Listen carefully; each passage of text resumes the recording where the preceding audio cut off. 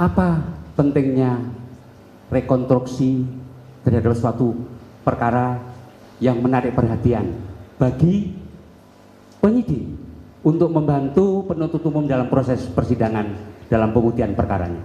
Sangat penting ya, karena dari situlah kita bisa memberikan gambaran tentang peristiwa yang terjadi, termasuk peran si pelaku, peran orang yang kita tuduh sebagai pelaku kan, perannya ini. Nah, penting itu.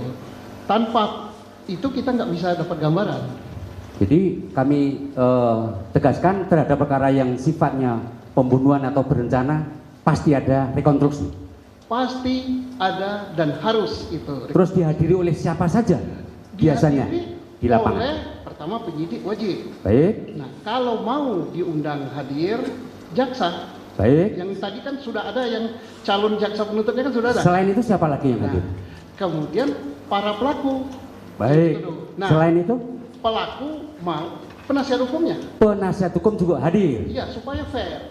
Persoalannya apakah pelaku ini memperankan apa yang disangkakan pada dia. Baik. Kalau dia tidak memperankan, misalnya peran ini diganti orang lain, padahal pelakunya ada, mengapa diganti orang lain? Oh, karena dia tidak mau. Mengapa dia tidak mau? Karena dia merasa tidak melakukan. Ini yang jadi persoalan. Baik. Berikutnya, Ali. Dalam suatu perkara rekonstruksi ternyata di dalam berita acara TKP dan lain sebagainya yang dihadirkan adalah bukan pelaku utama tapi menggunakan peran pengganti. Peran pengganti. Apakah itu pernah dialami oleh ahli ketika selaku penyidik? Tidak harus pelakunya. Pernah, karena mati. Pelakunya ada pelaku yang mati, misalnya saling keroyok, terjadi pembunuhan, berantem ini lawan ini, yang ini sisa satu, yang ini mesti lengkap, yang sisa satu ini diperankan orang lain. Kalau itu masih hidup, apakah bisa digantikan peran pelaku? Ya harus dia dong. Kalau dia nggak melakukan rekonstruksi, ini pertanyaan apa dia pelakunya apa bukan gitu. Pertanyaan kami ketika Bapak menjadi penyidik, pernah nggak itu sebetulnya para tersangka itu masih ada, tapi fakta di lapangan itu pakai peran pengganti? Oh enggak. Tidak pernah ya? Enggak. Karena aneh gitu, orangnya ada kok. Nah, jadi kalau begitu caranya dibuat berita acara. Untuk adegan lempar-lemparan, itu di situ. Para pelaku tidak mau melakukan dengan alasan apa? Bahwa dia merasa tidak melakukan. Baik. Sebabnya kalau diganti dengan orang lain yang melempar, disyuting lagi, dibuat gambaran, maka si penyidik telah merekayasa suatu peristiwa. Selanjutnya Ali,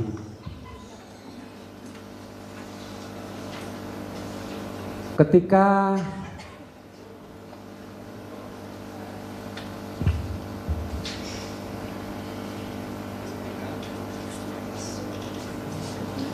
perkara itu sudah katakanlah sudah putusan PN, dikuatkan banding, kemudian di tingkat kasasi pun sama, telah terbukti secara sah dan meyakinkan dan seterusnya. Pertanyaan kami, mohon penegasan kembali, kami tadi kurang tegas. Bolehkah para terdakwa ini melakukan upaya hukum banding, kasasi, dan lainnya? Boleh. Boleh. Undang-undang kita memberikan kesempatan untuk, karena pada tingkat yang ditangani oleh manusia tidak menutup kemungkinan terjadi kehilapan. Boleh. Boleh. Ya. Baik. Kalau terkait PK seperti apa? Ya, Menurut boleh. ahli. Boleh. Baik. Karena di PKK itu dipersyaratkan ada 3. Novum, putusan yang bertentangan, atau kelalaian. Kan? Nah, sepanjang 3 syarat ini ada, salah satu diantaranya, salah 2 atau salah 3, why not? Gitu kan? Ahli, kami tertarik tadi, kenapa PK dan itu boleh? Karena ahli tadi menyebutkan ada 3 kriteria Iya. yang bisa dilakukan proses sidang. Jadi terkait novum, kemudian Sebentar, dan Pak. sebagainya. Sebentar. Kan seperti itu. Ya sebentar. Saya udah paham. Ya. Ya, tadi udah sebentar. Saya mau berbicara dulu, mohon tenang ya. Tadi kan saya sudah tanyakan di depan. Ahli ini akan menerangkan seputar hal apa? Kan sudah dijawab sama ahli ini Penyidikan.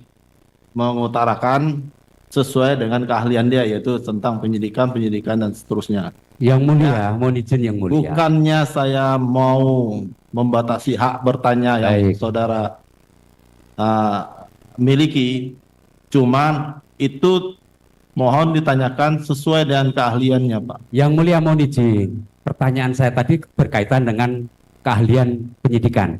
Bahwa kemudian kami tadi menanyakan masalah PK, ahli bisa menjawab bahwa novum, kemudian yang saling bertentangan kan seperti itu. Cukup.